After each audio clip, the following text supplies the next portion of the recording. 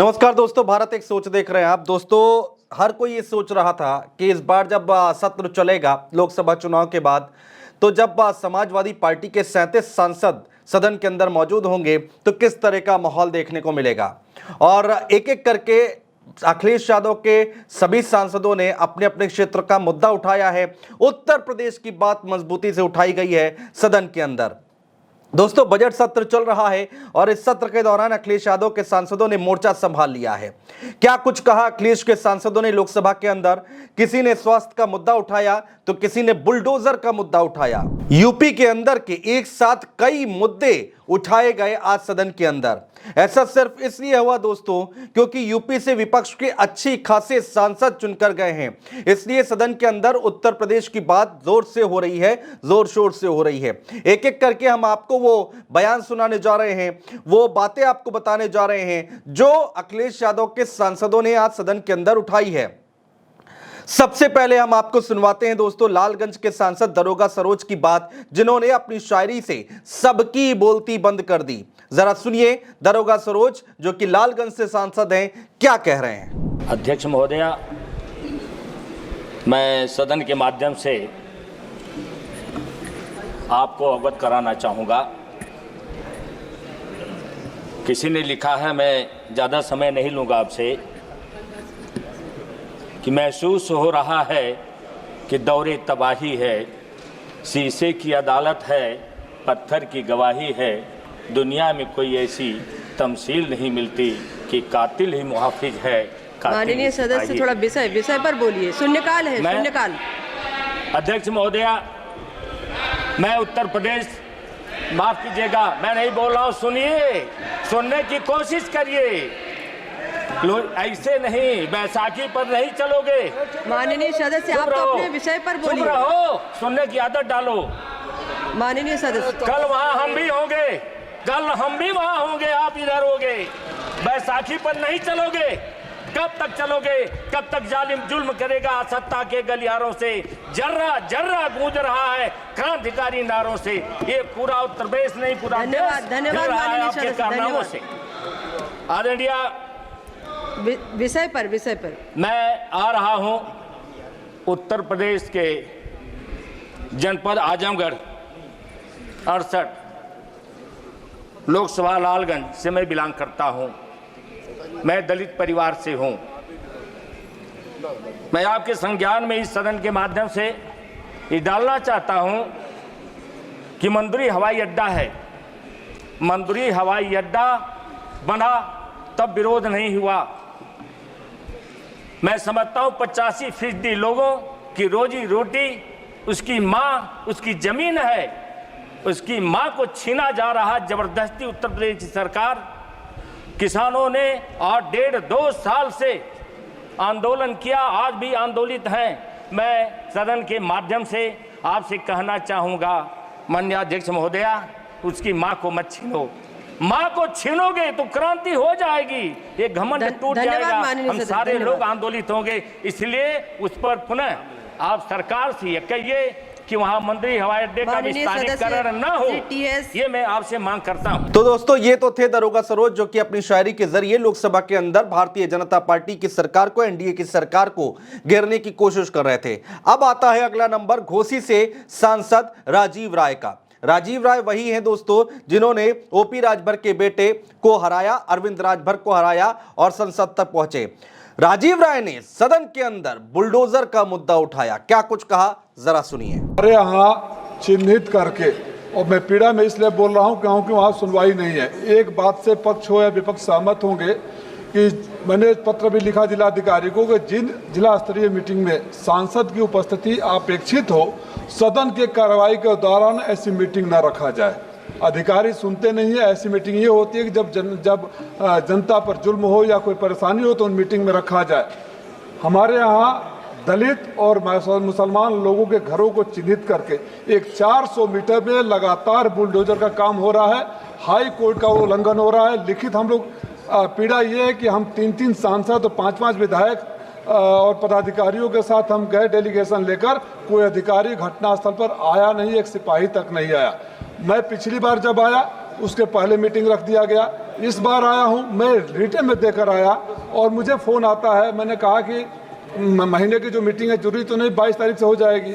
हमारे यहाँ बाढ़ की समस्या है। हमारे यहाँ माननीय सदस्य जी मांग रखिए, जो मांग रखना चाहते हैं वो रखिए। वह बात कर लो ना, बात कर लो, मैं मांग रख देता हूँ। मांग एक ही है, हमारे यहाँ बाढ़ की समस्या है। गांव के गांव मधुबन इलाके में डूब रहे हैं, कटान है। हमारे यहाँ ये बुलडोजर चल रहे हैं। सांसदों से जनता अपेक्षा करती है कि उनकी बात कही जाएगी, प्रशासन नहीं सुनता। इसलिए मैं आपसे निवेदन करता हूं कि कम से कम पीठ से और संसदीय कार्य मंत्री से जिला के अधिकारियों को निर्देश दे दिया जाए, जो पहले से है कि बार बार अगर बैठकों से आप जानबूझकर सांसद को, चूंकि विपक्ष का, धन्यवाद माननीय सदस्य, धन्यवाद। दोस्तों ये थे राजीव राय। अब अगला नंबर आता है संभल से सांसद शफीकुर रहमान बर्क के पौत्र जियाउर रहमान का। जियाउर रहमान बर्क, जिन्होंने कई मुद्दे उठाए और उसमें से एक मुद्दा था मुहर्रम में निकलने वाले जुलूस को लेकर। उन्होंने कई सवाल उठाए हैं।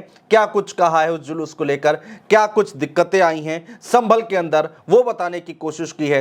जरा सुनिए। मुहर्रम के जुलूस की तरफ दिलाना चाहता हूँ, जिसको कि हमारे हज़रत अली रज़ी अल्लाह के बेटे हज़रत इमाम हुसैन रज़ी अल्लाह ने शहीद होकर के हक़ और इंसाफ को बचाने का काम किया था।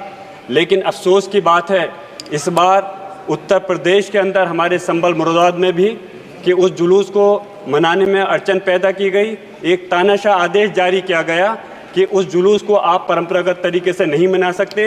और संभल मुरादाबाद अमरोहा संभल कुंदरकी बिलारी असबूरी और चंदोसी के अंदर पुलिस और प्रशासनिक अधिकारियों ने जो उत्पीड़न पैदा किया, बस मैं अपनी बात को खत्म कर रहा हूँ, उन्होंने लोगों को धमका करके उसकी हाइट को कम करके उनके खिलाफ कार्रवाई की।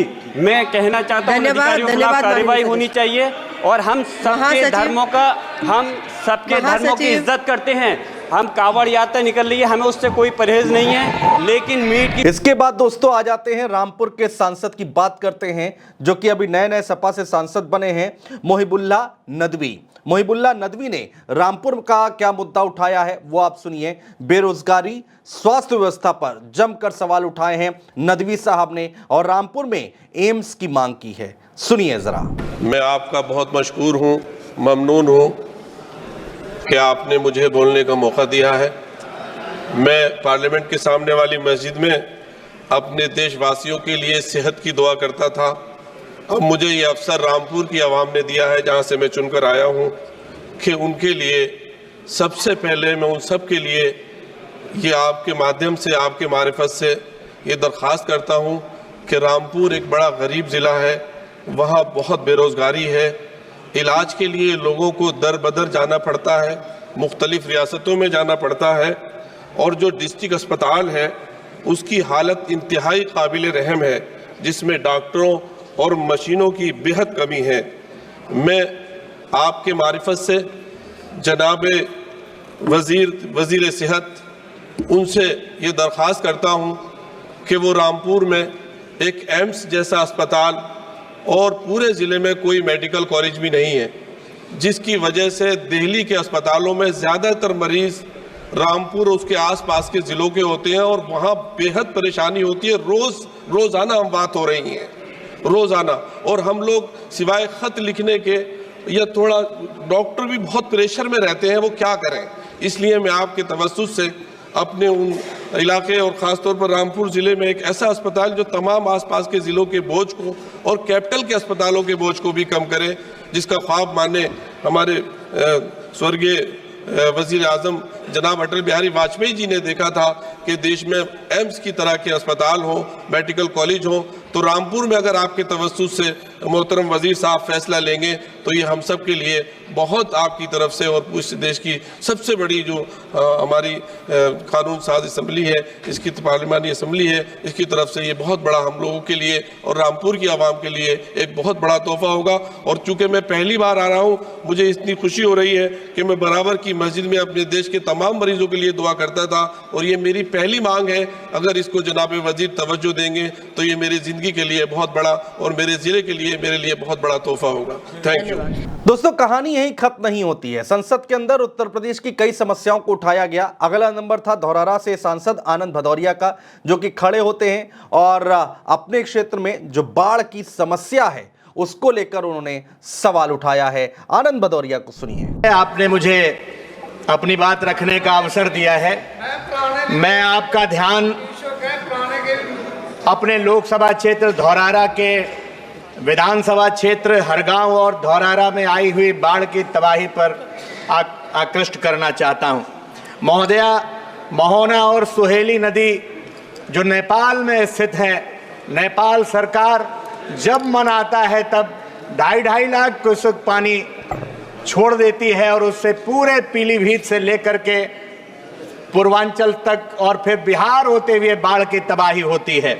अच्छा लगा, बाढ़ में बिहार के लिए चिंता व्यक्त की गई, बजट दिया गया, लेकिन बिना नेपाल सरकार के साथ बैठे हुए, बिना पानी और का प्रबंधन किए हुए बाढ़ का इंतजाम नहीं हो सकता है। महोदया, मैं आपसे कहना चाहता हूं, सरकार को नेपाल सरकार के साथ बैठ करके कोई समग्र ऐसी रणनीति बनानी चाहिए। और जहां तक सवाल उत्तर प्रदेश का है, मैं कहना चाहता हूं, बाढ़ जब आती है तो अपने साथ सिर्फ बाढ़ का पानी लेकर के नहीं आती है, बल्कि तबाही लेकर के आती है, बीमारी लेकर के आती है, कटान लेकर के आती है। बाढ़ से जो प्रभावित क्षेत्र हैं वहां का जनजीवन हर साल शुरू होता है और हर साल नए सिरे से जिंदगी हर साल व्यवस्थित होती है। इसलिए अधिष्ठाता महोदय, मैं कहना चाहता हूं, जो राशि है, जो मुआवजे की राशि है, वो भी बढ़ाई जाए, जो बीमारी है उसका दवाई का इंतजाम कराया जाए, बाढ़ राहत सामग्री के नाम पर केवल मजाक न बनाया जाए आम जनजीवन का, बल्कि उनको पर्याप्त सामग्री मुहैया कराई जाए। आपने मौका दिया, धन्यवाद। दोस्तों, आनंद भदौरिया के बाद मोर्चा संभाला आंवला से सांसद नीरज मौर्य ने सीधे सीधे रेल लाइन बिछाने का मुद्दा सदन के अंदर उठाया और रेल मंत्री अश्विनी वैष्णव से उन्होंने सवाल जवाब कर लिए। इसके बाद मंत्री जी खड़े होते हैं, अश्विनी वैष्णव खड़े होते हैं और उनकी बातों का जवाब भी देते हैं। जरा सुनिए। माननीय अध्यक्ष महोदय, शाहजहांपुर से फर्रुखाबाद को जोड़ने के लिए रेल लाइन नई बनाने के लिए कई बार प्रस्ताव भेजा गया, कई बार यहाँ से सर्वे हुआ, लेकिन आज तक इस लाइन का निर्माण नहीं करा गया, जिससे कि बहुत सारे लोग, लाखों लोगों का जो आवागमन है वो अवरुद्ध है। इसलिए मैं आपके माध्यम से माननीय मंत्री जी से जानना चाहूँगा कि क्या शाहजहांपुर से वाया जलालाबाद फर्रुखाबाद के लिए एक मैलानी रूट है, उस पर नई लाइन जो प्रस्तावित है उसको बनाने की स्वीकृति देने का काम करेंगे। तो सुना दोस्तों आपने, एक एक करके हमने सभी के थोड़े थोड़े बयान सुनाए हैं। सदन के अंदर किस तरह से आवाज बुलंद की जा रही है, समाजवादी पार्टी के जो सांसद हैं किस तरह से उत्तर प्रदेश की समस्याओं को लेकर, अपने अपने क्षेत्र की समस्याओं को लेकर आवाज उठा रहे हैं सदन के अंदर। 37 सांसद हैं समाजवादी पार्टी के। अब अखिलेश यादव के सांसद और किस तरह से मुद्दा उठाते हैं, किस तरह से, कितनी जोर शोर से यहां पर उत्तर प्रदेश के मुद्दों को आगे बढ़ाते हैं, यह देखना भी आगे आने वाले वक्त में बहुत दिलचस्प होगा। दोस्तों, बहुत शुक्रिया।